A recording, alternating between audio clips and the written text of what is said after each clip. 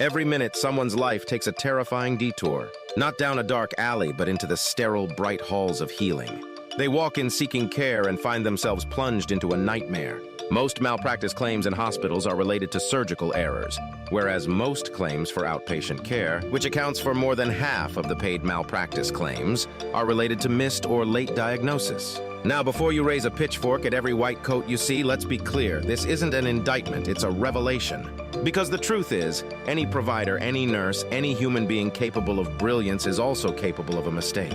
This is about understanding why and using that knowledge to build a safer future for every patient who walks through those doors. Welcome to FHEA's Scrubs and Subpoenas, Tales from the Witness Stand, a podcast where we'll peel back the sterile sheets and delve into the real stories of medical malpractice. Each episode, a cautionary tale, a blueprint for change, a reminder that even in the darkest corners of human error, there's a light. The light of knowledge, the light of empathy, the light of a future where healthcare becomes not a gamble, but a guarantee. So join us as we dissect the mistakes, illuminate the flaws, and ultimately learn to heal not just bodies, but the very system itself. Hello and welcome to another episode, a special episode today of Scrubs and Subpoenas, Tales from the Witness Stand. I'm your host, Jannah Emil, and joining me is Dr. Sally Miller. Dr. Miller, how are you? I'm well, thank you. And you? Good, thank you very much. So good to see you again, because the last time I saw you was at AANP, which was very exciting. I didn't get to tell you, this is funny, I'm glad we're opening up with this. When we were at AANP, guess who I ran into? Who? A bunch of Scrubs and Subpoenas fans. Oh, hey. Yeah, it was really Cool. awesome. So I ran into a lot of NPs that were there during the event that listened to Scrubs and Subpoenas. They had wonderful things to say about it. Really, Oh, really that's nice. enjoyed the stories. So that was really exciting to meet some folks. And one of the things, funny enough, because we're talking about this today, that we talked about was like, oh my gosh, those stories. I can't believe they wrote that. I can't believe they charted that, or I can't believe they didn't do that. You know, that's kind of what we do when we have these conversations. Mm-hmm. So, this episode, actually, for those that are listening in, we're not going to talk about an actual case, but we're going to talk about what a lot of these cases have in common, which was there was something left to be desired about the documentation or something a little bit off about that. So, that was a really common theme that we had, a really common theme about looking at the documentation and maybe something was missing or could have been a little bit better or something came into question. And I think from my perspective, you know, just as a nurse, I know documentation was like beat into my brain about making sure that you do that right and all of the terrible things that can happen. So I really wanted to take the opportunity today to have some takeaways for all of us from Dr. Sally Miller, really, who serves on these cases and can help kind of help make sense of what is good documentation, what's bad documentation, what are some of the things that we've picked up along the way. So I'm going to open up actually with a question for you. We just talked about that, right? Like so many of the cases, they have an element of charting. Like there is something involved about the charting. And really, when it gets right down to it, when you're called on these cases, as I understand it, you're looking at the documentation, you're looking at the charts, and so are the attorneys. And so I don't know, like, is there any hard and fast rule about charting? Do this, do this, do this, don't do that, don't do that. I don't know. I don't know that I could say there's like a single hard and fast rule. There's several things I think that we can do to protect ourselves, but just something else for everybody to keep in mind is that by the time these cases actually get to the point where depositions are being taken that are going to be the basis of any negotiation, will it settle, will it not settle? Or I mean, and if it goes to court, that's actually, easily a year or more later. By the time all that happens, most of the time, the NP has absolutely no memory of the patient. Unless something really catastrophic happens right away, it's another clinical day. And sometimes the defendant doesn't know that something went wrong until like a couple years later when they're served with a complaint. And then, I mean, listen, practicing clinicians, see anywhere. It depends on the kind of work you do, but At a minimum, maybe if you're lucky, 10 or 15 patients a day. And if you're in a more fast-paced or, urgent care, higher paced kind of environment, you may see 50 patients a day, A lot. Go out 2 years before you get served with a complaint, and a lot of times, more often than not, the NP who is the subject of the complaint has no recollection of the patient at all. So Wow. all that there is what you wrote down. I mean, I read this in depositions more often than not. One of the first questions that the attorneys will ask is, "Do you have any memory of this patient?" Don't tell me what you're reading, but do you have any memory of this patient? And a lot of times the answer is no. Wow. Sometimes there might be a vague memory, a faint memory, but it just makes what's in writing so much more important. So, yeah, you're right. I mean, documentation, it that really is what it comes down to in the end. And I mean, I have seen massive perseveration over a single sentence, a single line, or Gosh. a line that's not there. So I really can't emphasize the importance of documentation enough. And so while I don't have one hard and fast rule, number one, I would say I'm a realist. I mean, I know we're all taught in school the ideal way. You must chart this, this, this, and this. And then you go to work and it's like, there's no way. There's no way that you can write War and Peace for every patient. It's not going to happen. So there's like the ideal way that we learn in school, and then there's having to adapt it to a fast paced or even a moderately paced clinical environment. So I know that these things that I will rattle off, it's hard sometimes Yeah. to keep them in mind, but there are a couple of things that I think is just helpful to try and approach every chart with. One of them is that it really this sounds so prosaic, but it gets missed a lot. The note, no matter how short it is, and if it's an acute complaint like a UTI, I'm a Yeah. 21-year-old woman, I'm healthy, I have no medical history, but I've been having burning urination for 24 hours. The note doesn't have to be this long, like this, but anybody who picks that up should be able to follow it from start to finish. I mean, this is the basic SOAP format that we teach people now with electronic charting and click and pick documentation and stuff like that. It's not Yeah. like the old days where we wrote S history. Yes. Oh, physical exam. But the same pattern is still there. The chief complaint, a good practice to get into is the chief complaint should be a one-liner and it should be in quotes. It should be exactly what the patient said, not your interpretation of what the patient said, but exactly what the patient said. Because that first, when like and it where I had an example of this and I kinda lost it that fast. Like, Mhm. one of them that I remember from my own history is the patient was there because his stomach hurt. That's what he said, Yeah. his stomach hurt. In quotes, "My stomach hurts." That's the way to write it, because if you start inserting your own interpretation of what that is, it can get easily missed. In the abdomen, there are how many different organs in there? And there's radiating pain and stuff. So it just one shift. Patient says my stomach hurts, and we write lower abdominal pain. That can you can miss it and change stuff entirely. So like well, I guess I'm sort of going off on a tangent here, but start off with exactly why they're there. What did they say? Not what you think they said or what you think they mean, but what's there because that will keep you focused for the rest of that visit. And then after that chief complaint, the history of present illness has to address the complaint. And I know people are listening to this going, what? I know. But like sometimes it doesn't. Like I was just reading a chart yesterday as we were going back and forth about this, we're talking Yeah. about today. And I was reading this chart where the patient's chief complaint was headache. That he was there because he had a headache that was so bad for 2 days and he had gone to the ER and nothing helped. That was his chief complaint. He was there complaining of the headache, but somehow it got transferred to high blood pressure because when the patient went to the ER 2 days prior, he went with a headache. They measured his blood pressure at like 160 over 94 or something irrelevant. And then the ER, attributed the headache to the blood pressure. So then, and they advised, doesn't get any better, go to primary care. So this patient comes in to establish care with a primary care practice because of this acute headache. that I believe was one of the cases we've talked about in the past. It turned out to be an aneurysm that ruptured and the patient died. Yes, I remember But that he, one. I mean, the headache was clearly, by all accounts, the headache was incapacitating, and the reason he was there. But if you read this patient's note, the chief complaint is high blood pressure.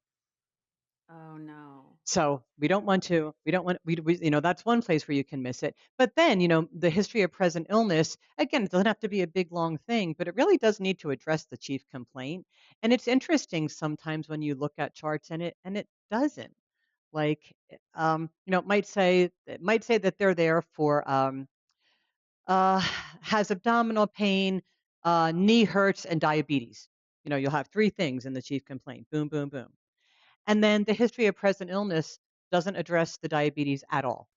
It focuses on the knee pain. Mm, Well, okay. I mean, that's the problem because from the chief complaint to the history that addresses the complaint, then your physical exam has to further elucidate the history.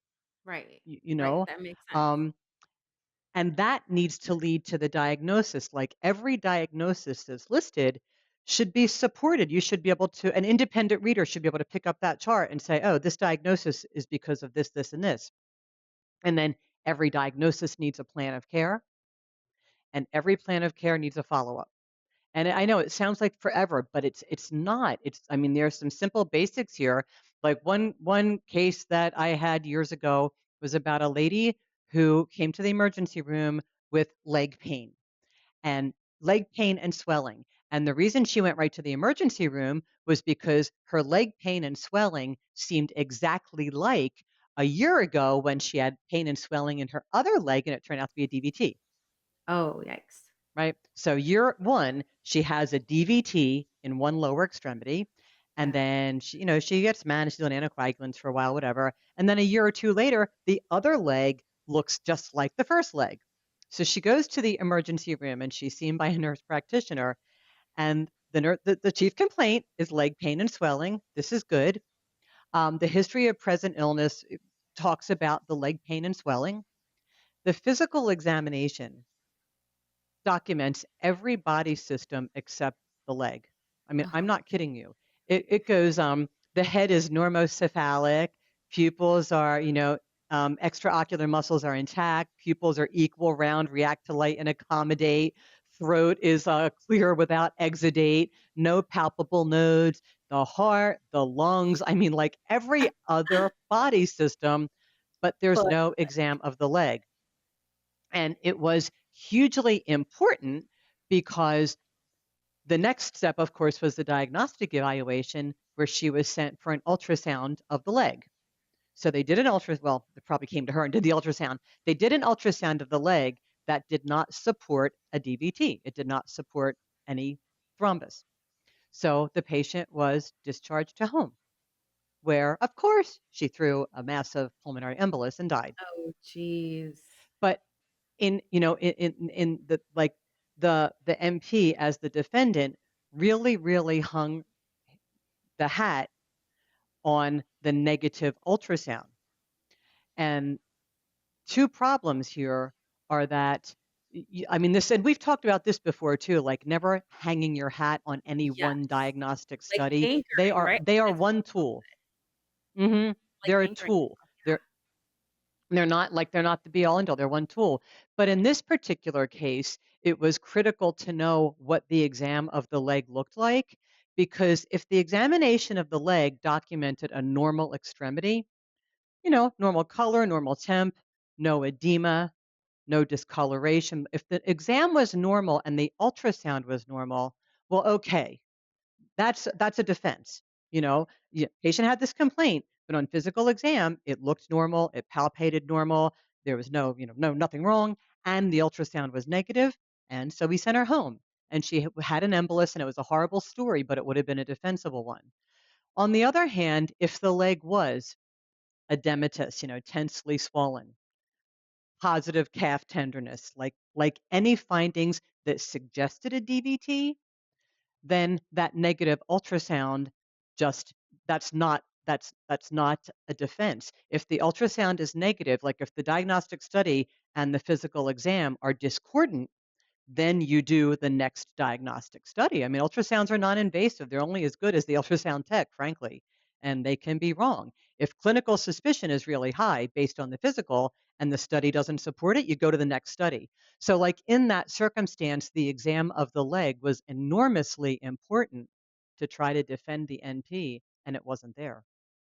And you look at this and say, how how how do you evaluate a patient with leg pain and swelling and an old DVT and send them off for an ultrasound and not examine the leg? But again, there's those of you that will make mistakes and there's those of us that have, and sometimes you just have a TIA, a blonde moment, a senior moment, a TIA.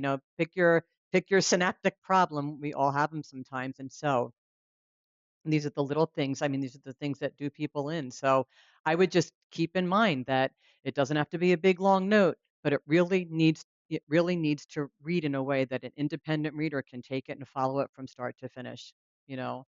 And that's just just one example. The other thing that people hurts people sometimes is not documenting a follow-up plan. And again, it can be a one-liner. Return to clinic if not improved. Return to clinic if worsens. Return to clinic if X, Y, and Z. You might remember we talked about a case where a lady had an ulcer in the Yeah. genitalia, and it Yes. was just one ulcer, and it Yes. was diagnosed as HSV, and she was given acyclovir cream. And I mean, while that wasn't the best answer, there was never any follow up of that. No, return if not improved. Return if spreads. Like nothing. And so even though it sounds like second nature to us, if we don't tell the patients to follow up, they sometimes think they don't have to. I mean, in something like that, she might have thought, well, she wasn't worried about it. She gave me this cream, so oh well, you know.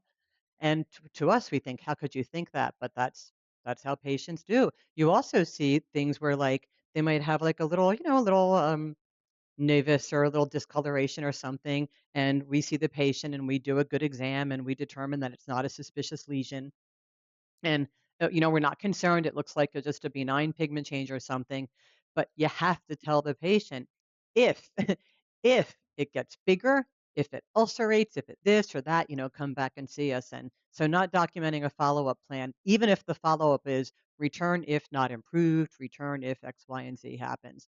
So I know it takes it just sounds really basic and yet so often we miss it. And half the time it's because we're in a hurry. The other thing I would encourage anybody to do, if you can, again, I'm a realist. I mean, I am very much a realist. So when I teach CE or whatever, I know there's the textbook perfect way, and then there's what we all do in the day to day. So I know this is hard, but if you can structure your day so that you don't sign off on that note until after you had a minute to review it, where you really paid attention to it. Like people that have a 35 or 40 scheduled day and they're trying to get out and they're behind and stuff always happens. Often you're charting on the I'm having a TIA myself here. Charting on the fly. That's what I'm trying to say. You're seeing the patient, you're trying to type, and they're saying stuff, and you're trying Trying to to pay fit it attention, in. but you're typing because you're in a hurry. Like either don't sign the note right then. If you can, ideally, if you can structure your day that you have even just 2 minutes to yourself when the patient's out of the room before the next patient comes in, that you can go back to it and really read it from top to bottom one more time before you sign off on it. And if you can't do it then, save it till the end of the day. And sometimes it makes for long days. Like, huh, yeah, there I was yesterday, thinking this very thought. Like, it's one of those days where I just can't finish my notes till the end of the day. You type in as much as you can so that you remember enough to prompt you, but try not to sign off on that note. Like sometimes we're just in such a hurry to get it done. And some practices they require that you sign it off in X amount of time and all of that. And just signing off on it too fast, that's where stuff gets missed too. So I know it's not easy and I know we can't all do it every time. And whenever I have one of those days, I'm like, oh God, I hope this isn't the time I get sued. I hope this isn't the time that five experts are reviewing this chart in 2, 3 years. Because it happens to all of us sometimes that we don't take the time, but keep it in the back of your mind. Try to just have a minute or two to yourself to look at that note. really concentrate on the note, what it says from top to bottom before you submit it. Those are the things I think I would, encourage everybody to try to use as a guide. Yeah, no, I think that's really good advice, really solid advice too. And a couple of times I kind of heard, I think it's my own brain saying, you didn't document it, it didn't happen. If you didn't chart it, it didn't happen. And I'm curious about your thoughts on that because I feel like personally there's one side that's like, well, that's true. I mean, we all learned if you didn't document it, and there's no proof that you did whatever it is that you're trying now to tell an attorney that you actually did. But to your point, being very realistic, I mean, sometimes you don't document everything. You just don't. And maybe because you forgot, maybe because there was time or something that's happened, but there's almost a piece of that seems, I hate to say this, but seems unfair. Like, I don't know that we can be that rigid and say, if you didn't chart it, it didn't happen. But on the other end, like if you're in a scenario and there's an NP pleading that like, no, I actually did this. And you're looking saying, well, I don't see anywhere in this chart that you did.